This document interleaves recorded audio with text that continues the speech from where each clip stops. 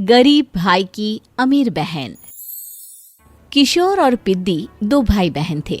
पिद्दी बहुत खर्चीले स्वभाव की थी। वो जितना कमाती अपने ऐशो आराम में पैसे उड़ा दिया करती। लेकिन किशोर समझदार था, घर को साथ लेकर चलना जानता था। अपनी बहन के जितना कमाता तो नहीं था, लेकिन फिर भी वो किसी तरह घर का खर्च चला लेता था। एक दिन पिद्दी किशोर से कहती है, किशोर, तुम थोड़ा ज्यादा क्यों नहीं कमाते? मेरे दोस्त रोज मेरा मजाक उड़ाते हैं। अरे बहन, मैं कोशिश तो कर रहा हूँ। अच्छा सुनो, अगले महीने रक्षाबंधन है, मुझे सोने का हार चाहिए, इससे कम कुछ भी ना लूंगी। अरे दिला दूंगा बहन। किशोर को पूरी रात नींद नहीं आती। उसके दिमाग में बस ये चल रहा था कि उसकी माली हालत इतनी बिगड़ चुकी है, अब वो सोने का हार कहाँ से लाएगा। अगले दिन किशोर सुबह सुबह घर से ये बोलकर निकल गया कि पिद्दी, मैं गांव से बाहर जा रहा हूँ, कुछ दिन घर नहीं आऊंगा। किशोर ने अपने काम के साथ साथ फेरी में कपड़े बेचने भी शुरू कर दिए, जिससे वो ज्यादा से ज्यादा पैसे कमा सके। रात में वो एक बिल्डिंग की चौकीदारी भी करने लगा। अपने काम से थोड़ा बहुत समय निकालकर बस कुछ घंटे की नींद ले पाता था। और कब वो कुछ दिन एक महीने में बदल गए और रक्षाबंधन भी आ गया, पता ही नहीं चला। लेकिन किशोर अभी तक घर वापस नहीं लौटा। जहां वो काम करता था, पिद्दी के नाम का गुल्लक रखा हुआ था। किशोर ने उस गुल्लक को फोड़ा और सारे पैसे इकट्ठा करके एक सोने का हार खरीद लिया। घर में पिद्दी किशोर का इंतजार कर रही थी। तभी किशोर आता है। कहाँ चले गए थे? 4 दिन का कहा था और 1 महीने से पता नहीं कहाँ गायब हो गए थे। मैंने बस एक हार मांगा था और तुमने तो घर ही छोड़ दिया। अरे मुझे थोड़ा काम मिल गया था। कुछ नहीं, सब समझती हूँ, बहाने थे तुम्हारे। अपनी बहन के लिए इतना भी नहीं कर सकते, कैसे भाई हो? चलो यहाँ बैठो, राखी बांधती हूँ। पिद्दी ने किशोर को राखी बांधी। वैसे ही किशोर ने अपनी बहन के हाथ में सोने का हार रख दिया। उसकी खुशी का कोई ठिकाना नहीं था। वो मिठाई खिलाए बिना ही नेकलेस लेकर चली गई और शीशे के सामने अपने गले में हार रखकर देखने लगी। किशोर ने लड्डू उठाया और खुद ही खा लिया। ऐसे कई साल गुजर गए। एक दिन पिद्दी की नौकरी छूट गई। अब वो पूरी तरह किशोर पर डिपेंड हो गई थी। आए दिन किशोर को अपने महंगे महंगे शौक गिनाकर उससे पैसे मांगा करती थी। किशोर, कुछ पैसे देना, मुझे पार्लर जाना है। किशोर बिना कुछ बोले उसे पैसे दे देता। ये क्या, 500? अरे इतने में तो मुझे पार्लर में एंट्री मिलेगी बस।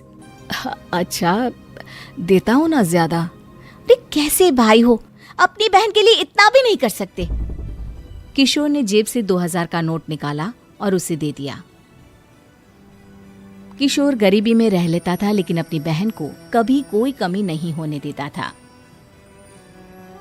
बेटा, पिद्दी तुम्हारी बहन है, उसे कभी किसी चीज की कमी मत होने देना और उसका ध्यान रखना, क्योंकि भाई का फर्ज होता है अपनी बहन का ध्यान रखना।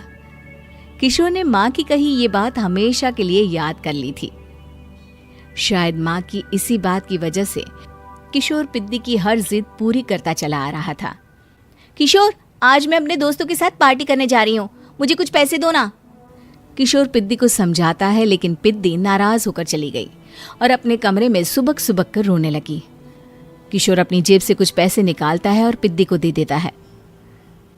किशोर खुद कभी अच्छे कपड़े नहीं पहनता, लेकिन पिद्दी को राजकुमारी की तरह रखता। पिद्दी के जाने के बाद किशोर अपने काम पर निकल गया।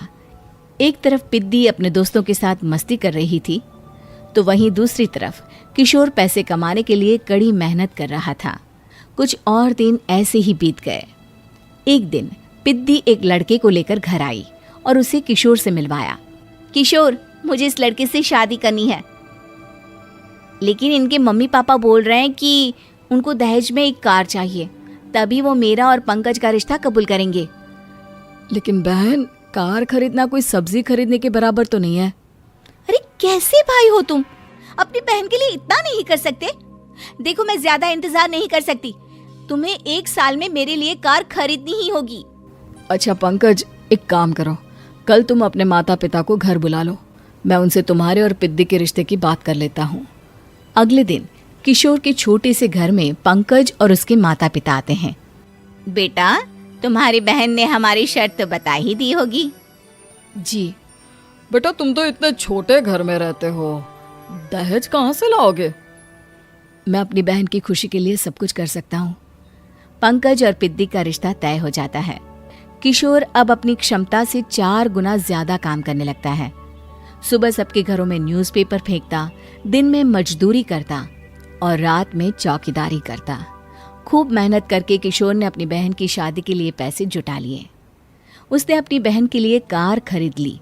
जब वो पिद्दी के ससुराल वालों से मिलने गया तो उन्होंने किशोर से और पैसों की मांग की। इस बार किशोर हार चुका था। पिद्दी माफ करना, मैं तुम्हारी शादी उस लड़के से नहीं कर सकता। वो लालची लोग हैं, उन्हें सिर्फ पैसों से मतलब है। देखो किशोर, मैं पंकज से ही शादी करूंगी। क्योंकि पिद्दी ने तो किशोर की बात न मानने की जैसे कसम खा रखी थी। किशोर ने पंकज को घर बुलाया। पंकज, तुम अपने माता पिता को समझाते क्यों नहीं हो? भैया, वो हमारी शादी के लिए मान गए, मेरे लिए तो यही बहुत बड़ी बात है। हम एक काम कर सकते हैं, दहेज की रकम में से कुछ पैसे मैं आपको दे देता हूँ। अरे लेकिन समाज वाले क्या कहेंगे? अरे जब दुनिया को पता चलेगा तब ना। अच्छा, कुछ पैसे मैं अपने मालिक से कर्ज में ले लेता हूँ। कुछ पैसे पंकज देता है, कुछ वो कर्जा लेता है और अपनी उम्र भर की कमाई वो अपनी बहन की शादी में लगा देता है।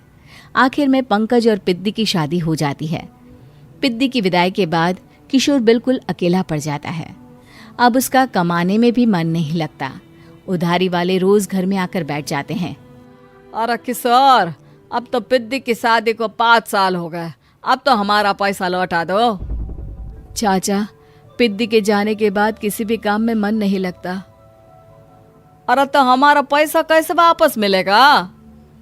जी, कुछ करता हूँ मैं।